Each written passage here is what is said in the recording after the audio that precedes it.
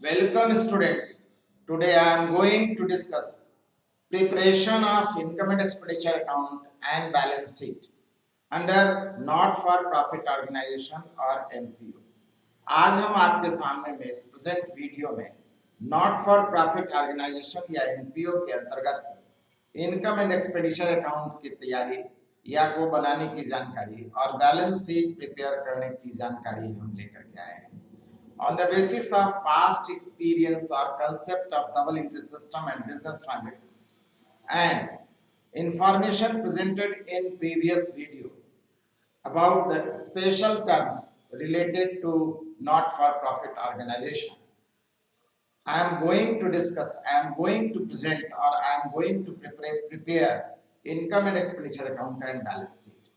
जैसा कि हम आपको बतलाए पहले जो हमारा डबल एंट्री सिस्टम का कंसेप्ट है उसकी जो जानकारी है उसका जो अनुभव है बिजनेस के लेन देनों की जो जानकारी है हमारे पास साथ ही साथ पिछले वीडियो में जो हम आपको स्पेशल टर्म्स बतलाए थे उन सभी को लेकर के उन सभी बातों को ध्यान में रखते हुए इनकम एंड एक्सपेंडिचर अकाउंट और बैलेंस शीट कैसे बनाया जाता है इसकी हम विस्तार से जानकारी इस प्रेजेंट वीडियो में देने जा रहे हैं उसके कंसेप्ट की जानकारी देंगे और फिर लेटर ऑन बाद में इसी वीडियो में हम एक एग्जाम्पल के साथ दोनों अकाउंटिंग को प्रिपेयर करने की भी जानकारी प्रेजेंट करेंगे।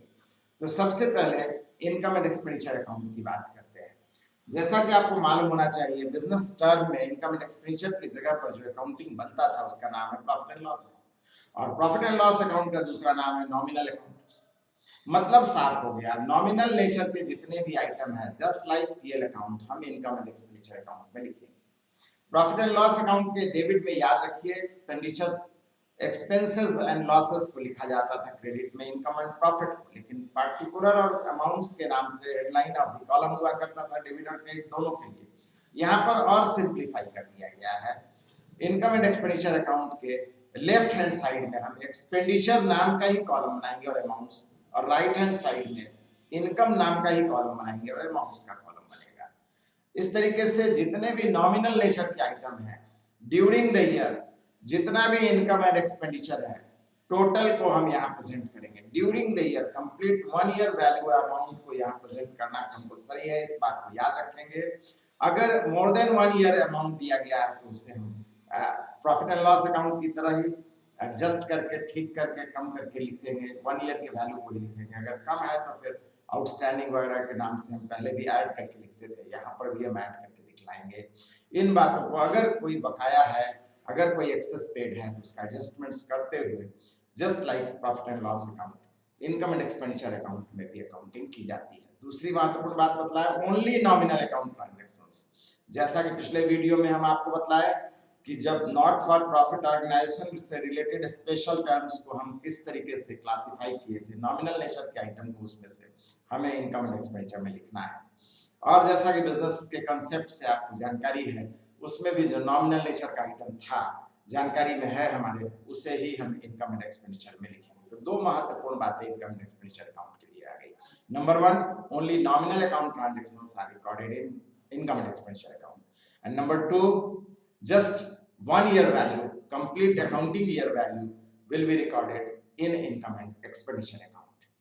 इसके बाद दूसरा पार्ट आता है हमारा बैलेंस शीट। जैसा कि हम पहले से भी जानते हैं बैलेंस शीट प्रिपरेशन में कोई नई बात नहीं है। कैपिटल नेचर का जितना भी ट्रांजैक्शंस है वो सभी बैलेंस शीट में पहले भी लिखते थे और आज भी लिखेंगे। यहाँ पर कॉलम में भी कोई डिफरेंस नहीं है। Liability side left hand side होता है right hand side asset side होता है और फिर उसके अमाउंट्स को भी हम प्रेजेंट करते हैं। और जहां तक पिछले वीडियो में हम आपको बतलाए एनपीओ से रिलेटेड कुछ स्पेशल टर्म्स हैं जिसको कि कैपिटल नेचर में पहचान हम आपको बतला चुके हैं। उन्हीं कैपिटल नेचर के आइटम को और पहले से जो हमारी जानकारी में डबल एंट्री सिस्टम कंसेप्ट या बिजनेस ट्रांजैक्शंस कंसेप्ट में कैपिटल नेचर का आइटम है उन्हीं सबको लेकर के हम बैलेंस शीट का प्रिपरेशन यहाँ पर भी हम करेंगे। इसके स्पष्ट जानकारी आपको प्रोफार्मा या कॉलम के रूप में हम प्रेजेंट करने जा रहे हैं। तो सबसे पहले income and expenditure account heading देंगे।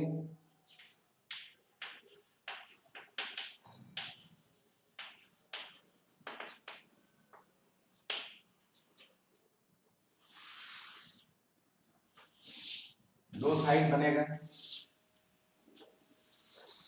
जैसा कि बताया लेफ्ट हैंड साइड पहले भी एक्सपेंसेस लॉस को लिखते थे, यहाँ नाम ही दे देंगे एक्सपेंडिचर अमाउंट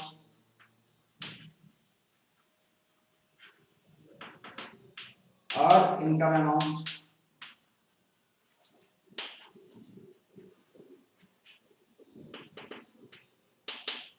डेबिट के लिए 2, क्रेडिट के लिए एक्सपेंस के लिए 2, इनकम के लिए by.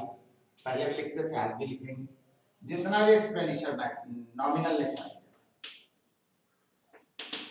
Nominal nature item with current year value, याद रखना सिर्फ इस साल के वैल्यू को लिखना है। करेंट ईयर अमाउंट, अगर एक्सेस पेड है तो हटा देंगे, अंडर पेड है तो ऐड कर देंगे। और इस तरीके से कंप्लीट 1 ईयर अमाउंट लिखेंगे, दूसरे शब्दों में complete 1 year amount, amounts are required. और इस साइड में भी वही चीज है, nominal nature item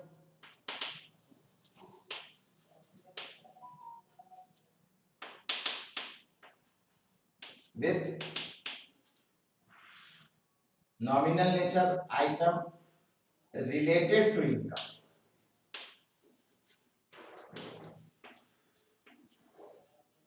with current year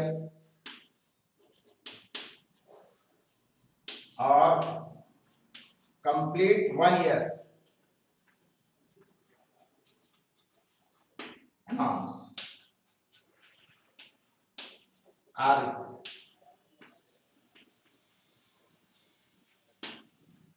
यहाँ पर nominal nature item of expense nature, और फाइनली सब कुछ लिख देते हैं तो डिफरेंस निकालेंगे दोनों साइड में। डिफरेंस अगर डेबिट में लाई करता है, एक्सपेंस के साइड में लाई करता है, it means income is more, तो difference will be recorded in the name of excess of income over expenditure और सरप्लस। तो डिफरेंस को हम किस नाम से लिखेंगे, तो excess of income over expenditure और surplus.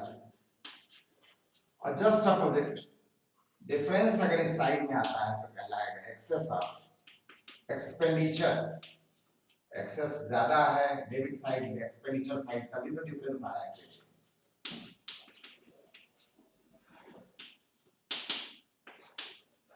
Over income,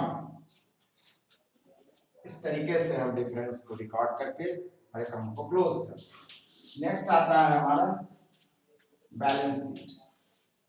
balance sheet में जैसा कि पहले से हम जानते हैं, लेफ्ट हैंड साइड हमारा लायबिलिटीज का साइड है, अमाउंट्स है, एसेट्स है, अमाउंट्स।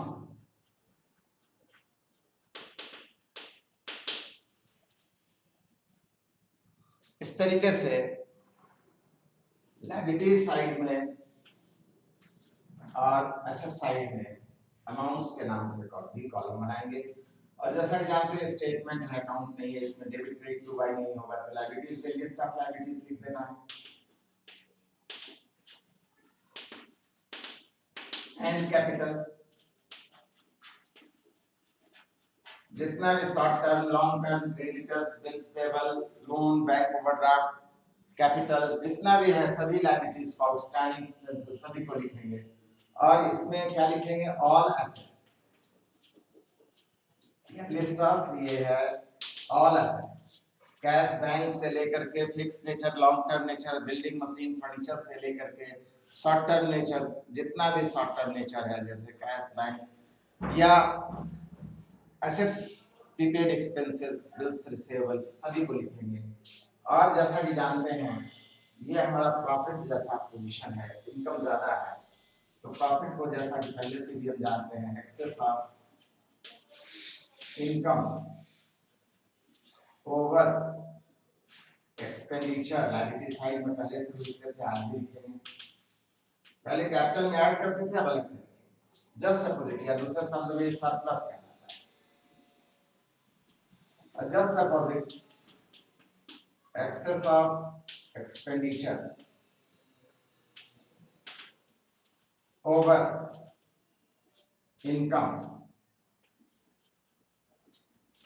अब जब सभी वैल्यू को प्रेजेंट कर देंगे तो टोटल करने से टोटल अपने आप बैलेंस शीट का मैच करता रहा है, आज भी करेगा।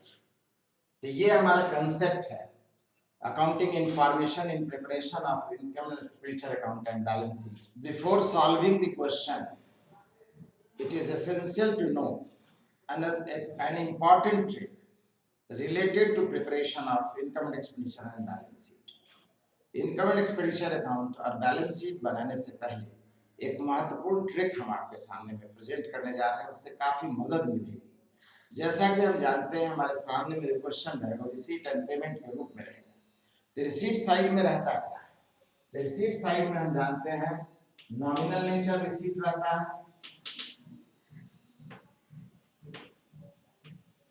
रिसीट आइटम रहता है, और कैपिटल नेचर रिसीट आइटम रहता है।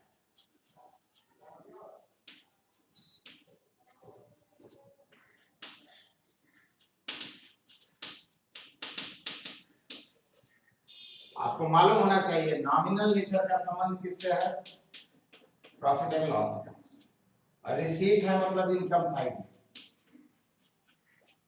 और कैपिटल नेचर का संबंध किससे है, तो बैलेंस शीट से, और कैपिटल नेचर का रिसीट है, इसका मतलब लोन लायबिलिटीज है, लायबिलिटीज साइड में जाएगा। जस्ट अपोजिट पेमेंट अगर नॉमिनल नेचर का है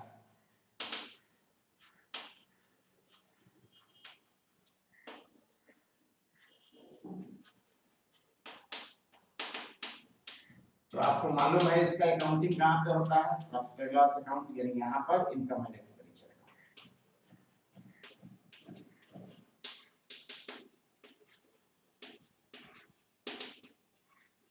और जैसा कि देख रहे हैं पेमेंट है मतलब एक्सपेंस, एक्सपेंडिचर साइड में होगा।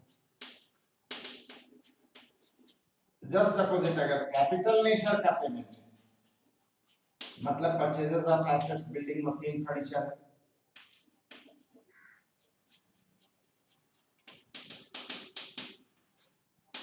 तो कहां लिखेंगे फिर, बैलेंस शीट एसेट्स। अब एक्सेप्शनली सबसे पहली बात तो यहाँ पर स्टार्ट हुआ होगा रिसीट एंड पेमेंट में बैलेंस, बीडी का वैल्यू होगा ओपनिंग कैश या बैंक बैलेंस। तो ओपनिंग वैल्यू का संबंध प्रीवियस ईयर अकाउंटिंग से है, इस ईयर से कोई मतलब नहीं। प्रीवियस ईयर का वैल्यू है, प्रीवियस ईयर अकाउंटिंग से है, इस करंट ईयर के अकाउंटिंग से इसका कोई मतलब नहीं है, इनकम एक्सपेंडिचर बैलेंस शीट में कहीं नहीं जाएगा। लास्ट का जो बैलेंस है ये हमारा क्लोजिंग कैश है,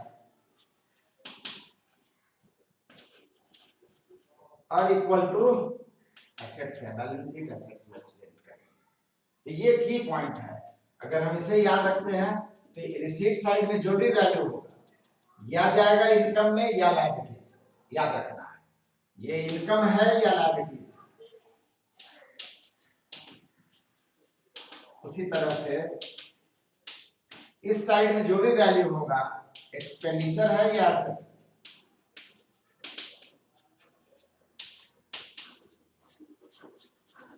कुछ एक्सेप्शंस हैं, जैसे सेल ऑफ एसेट्स है,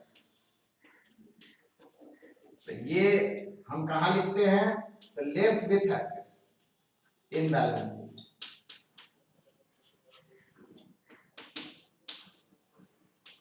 इसी यही अपवाद है, इसको याद रखना है। अगर आप इतनी बातों को ध्यान में रखते हैं तो अकाउंटिंग प्रिपरेशन में काफी मदद मिलेगी। ये की पॉइंट है, महत्वपूर्ण पॉइंट है, आपको क्वेश्चन जानने से बनाने से पहले इसे जरूर जानना चाहिए। क्वेश्चन हमारे सामने में है, from the following receipt and payment accounts prepare income and expenditure and balance sheet. Receipt side में दिया हुआ interest fee to be capitalise, पूंजी का रूप इससे मानना है, subscription 10,000, interest securities 4,000, life membership 10,000 and 5,000, prize fund 8,000, sundry receipts 1,000, total 68,000। इसी तरीके से पेमेंट साइड में है building 20,000, rent and taxes 6,000, salaries 1,000, investments 10,000, furniture 9,000, printing 2,000, insurance 4,000 and balance sheet में क्लोजिंग कैश बैलेंस 16,000, टोटल हमारा 68,000। ये हमारा क्वेश्चन है। इससे बोला गया prepare income and expenditure and balance sheet. Income and expenditure में हम जानते हैं लेफ्ट साइड में एक्सपेंडिचर साइड होता है, राइट हैंड साइड में इनकम साइड होता है। इसी तरीके से बैलेंस शीट के लेफ्ट साइड में लायबिलिटीज होता है और राइट हैंड साइड में एसेट्स होता है। वन बाय वन हम एक एक आइटम को लेंगे, जिस नेचर का होगा उससे रिलेटेड अकाउंट में प्रेजेंट करेंगे।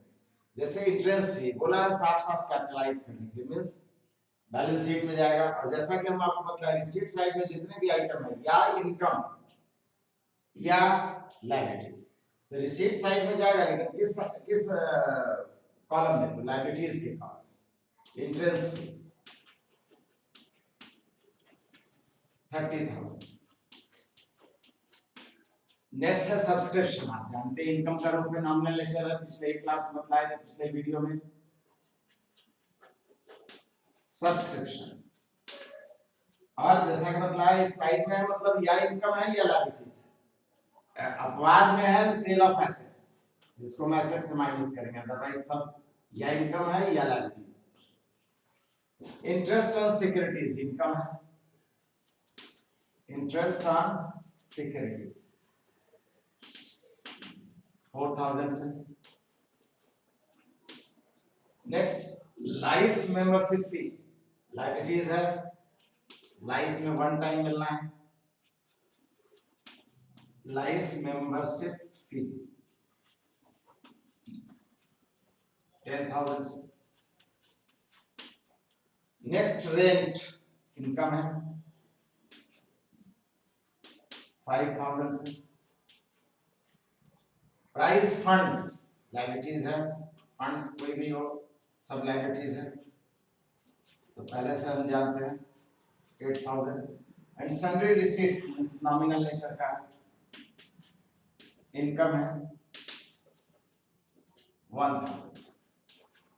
इसी तरीके से पेमेंट के आइटम को लेंगे, या तो एसेट्स में जाएगा या एक्सपेंडिचर में। तो building assets 20,000, rent and taxes expense है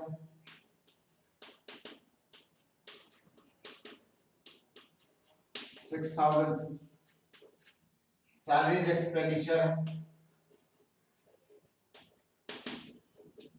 1,000, इन्वेस्टमेंट एसेट्स है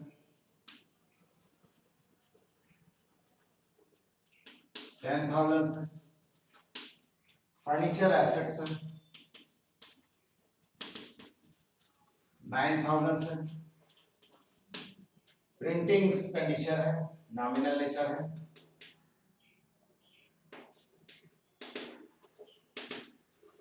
2,000, इंश्योरेंस नॉमिनल नेचर एक्सपेंडिचर, इसलिए एक्सपेंडिचर साइड में आएगा 4,000। और लास्ट है balance sheet means closing cash assets है 16,000। सभी आइटम को हम जब प्रेजेंट कर दिए तो वन बाय वन दोनों प्रोसेस में डिफरेंस निकालेंगे। रिसीट साइड है या एक्सपेंडिचर साइड है, पहले एस्टिमेट करेंगे किधर ज्यादा है। तो इधर आपका 14,519 120,000 है, इधर 61729 430 कम है इस साइड। तो जिधर ज्यादा है उधर की टोटलिंग कर लेंगे 20,000, टोटल इक्वल करना है, डिफरेंस जो आता है उसे हम कहेंगे सरप्लस, या दूसरा नाम रहेगा excess of income. Excess of income या excess of income over expenditure, जितना आप चाहे लिख सकते हैं। 7,000 13,000 टोटल आया है 20,000। और जैसा कि जानते हैं प्रॉफिट जैसा है प्रॉफिट लायबिलिटीज में लिखा जाता है, इसलिए यहाँ लिखेंगे लायबिलिटीज साइड में सरप्लस 7,000। और जब सब कुछ आ गया तो यहाँ की भी टोटलिंग करेंगे, तो 7 8 15 25 और 30 55,000 टोटल आ गया लायबिलिटीज का। एसेट साइड का भी टोटलिंग करेंगे 69 25 10 35 और 20 55। टोटल मैच कर गया बैलेंस शीट, इसका मतलब हमारे क्वेश्चन भी जो दिया गया वो सही था, हमारा प्रिपरेशन भी सही है। इस तरीके से पूरी जानकारी हो जाने के बाद अब आगे हम अगले वीडियो में क्या प्रेजेंट करने वाले हैं, ये बड़ा इंपॉर्टेंट क्वेश्चन है, क्योंकि हम जानते हैं हमारा जो ये प्रिपरेशन है विदाउट एनी एडजस्टमेंट्स, तो एडजस्टमेंट्स की भी बहुत सारी बातें हमारा डबल एंट्री कंसेप्ट में या बिजनेस टर्म्स में आ चुका है। कुछ स्पेशल एडजस्टमेंट्स हैं या स्पेशल तरीके से क्वेश्चन में दिया जाता है, जैसा कि बिजनेस ट्रांजैक्शंस के कंडीशन में नहीं दिया जाता था। इन्हीं कारणों से अगले वीडियो में हम सिर्फ और सिर्फ एडजस्टमेंट्स के डिफरेंट पॉइंट्स को डिटेल में विस्तार से समझा करके बतलाएंगे, जिससे कि इनकम्प्लीट क्वेश्चन या एडजस्टमेंट्स वाला भी क्वेश्चन हो तो हम इनकम एंड एक्सपेंडिचर अकाउंट से इनकम एंड एक्सपेंडिचर और बैलेंस शीट बना सके, हमें बनाने में किसी तरह का कोई प्रॉब्लम ना आए।